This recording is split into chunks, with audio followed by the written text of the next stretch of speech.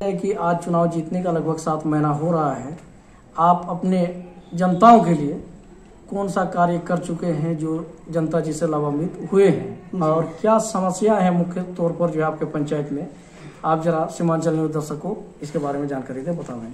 ये सब दिक्कत है कि हमारे सीमांचल जो मचकुरी कोचाधावन प्रखंड के मचकुरी पंचायत पड़ते हैं, नदी के किनारे किनारे पड़ते हैं, दोनों साइड, पूर्व साइड पश्चिम साइड। और देखिए नदी के बहाव के हम लोग क्षेत्र में बहुत मुश्किल में अभी हम लोग अपना गुजर रहे हैं। तो इस बार हमने 6 महीने के अंदर में एक ही काम किया कि ओवर फ्लड, जैसे नदी का जिसमें पानी जरा सा बढ़ जाता था तो दोनों साइड वो पानी बढ़ जाते थे, तो उस बहाव के लिए हम लोग मोटा मोटी 3000 फीट का उसका बांध बना किया है अब तक।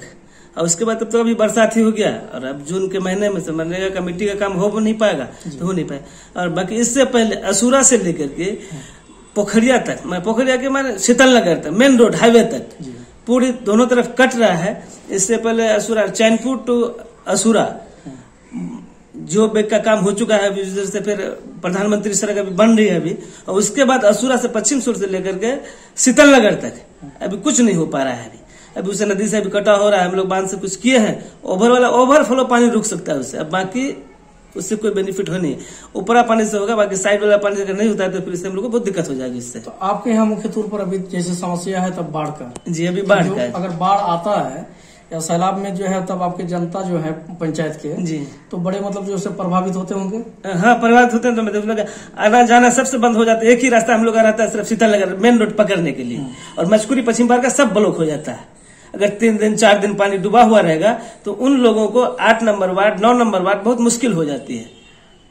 अच्छा, ये चीज बताइए कि जैसे आपके यहाँ जो इससे पहले भी बाढ़ का पानी आया होगा, उससे रोड सड़क या पुल पुलिया जो ध्वस्त हुआ है जी, तो अब तक क्या उस पर काम हो सका है या वो उसी हाल में पड़ा हुआ है? उस बार तब काम हो चुका है जी। अब सिंगाड़ी जैसे हम लोग का मचकुरी पंचायत से बाहर पड़ जाता है, वो हल्दीखुरा पंचायत में पड़ जाता है, उधर से हम लोग का मेन निकासी है, तो वो अभी बन गया है। अब 2-4-10 दिन में चालू होने वाला है, वो चालू हो जाएगा।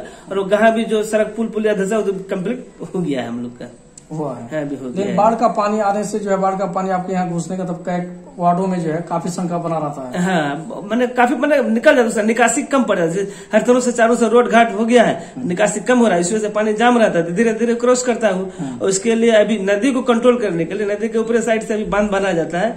अगर वो थम गया तो फिर हम लोग किसी तरह तक हालात है। और कुछ 1-2 परिवार 1 नंबर वार्ड का और 2 नंबर वार्ड का में अभी नदी के किनारे में है, उस बहुत मुश्किल से 10 या 15 फीट के दूरी में है अभी। अब उसके लिए अभी बचाव के लिए विस्थापित के लिए हम लोग सोचे कि उसको 2-1 दिन में स्कूल में उसको शिफ्ट कर दिया जाए, लातूर प्राथमिक विद्यालय में।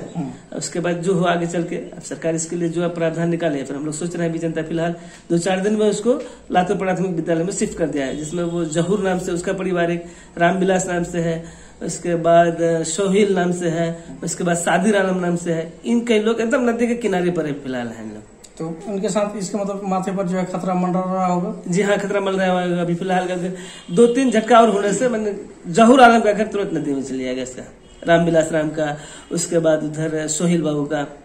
तो लगभग ये जो है किशनगंज के लगभग मतलब जो है प्रखंडों में पंचायतों में ये हाल बनी रहती है। जी जी जी। तो इस दिशा में आप जो है यहाँ जैसे प्रशासन से या सरकार से आप क्या मांग करते हैं सीमांचल न्यूज के माध्यम से? प्रशासन से हम लोग मांग करते हैं कि उसको बोल्डर पिचिंग किया जाए और उसको मजबूत कोई ठोस काम लिया जाए ताकि उससे नदी कटाव से बचे हम लोग। और उसके लिए जब कह रहे हैं, जब आते हैं पटना से टीम इस बार फिलहाल आया, देख के चले गए, अब तो कुछ नहीं। और कुछ काम करते भी ऐसे हैं तो बरसात में करते हैं, फिर बह खत्म हो जाती है। और वही योजना अगर सुखाड़ में किया जाए, नदी जब सूख जाती है तो बेहतर काम होगा जनता के लिए। ऐसी बातें सरकार करते हैं, मगर बात काट करके अब उनके क्या नियम है नहीं है, आप तो वही कहेंगे। शुभ नाम क्या हो? अबू सादिक मोहम्मद रेजा, पंचायत जी, पंचायत समिति पंचायत मचकुरी, क्षेत्र संख्या 4, कोचाधावन पर। शुक्रिया। ये सुन रहे थे मोहम्मद सादिक साहब से कि ये जो है उनके पंचायत में इस तरह की जो है बाढ़ की मतलब जो स्थिति हमेशा बनी रहती है, हर साल कटाव से लोग प्रभावित होते जाते हैं। ये लोग जो है अब तक प्रशासन से या फिर जो उच्च स्तरीय नेतागण हमारे हैं जैसे विधायक जी, सांसद जी, तो ऐसे लोगों को भी ये लोग कहते हैं, लेकिन बातें बेअसर होती है। अगर कहीं पर अगर काम या वक्ती तौर पर किया भी जाता है तो ऐसे हालत में किया जाता है जिसका कोई मायने नहीं रहता है। अगर उसी चीज को अगर वक्त रहते किया जाए तो बहुत सारे परिवार जो है नदी में विलीन होने से बचेंगे, सैकड़ों एकड़ जमीन विलीन होने से बच सकता है।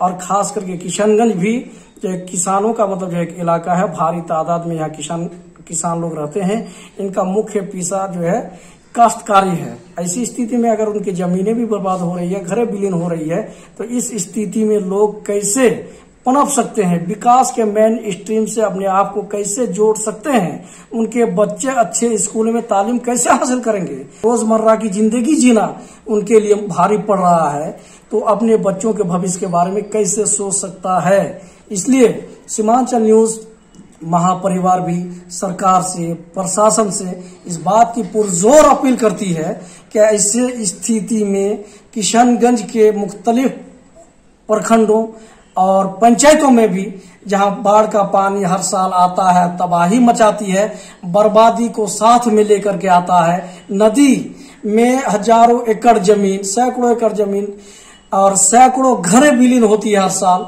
तो इस दिशा में सरकार को भी वक्त रहते पहल करना चाहिए ताकि लोगों की जानी माली हिफाजत हो सके। यही मेरी अपील है सरकार और प्रशासन से।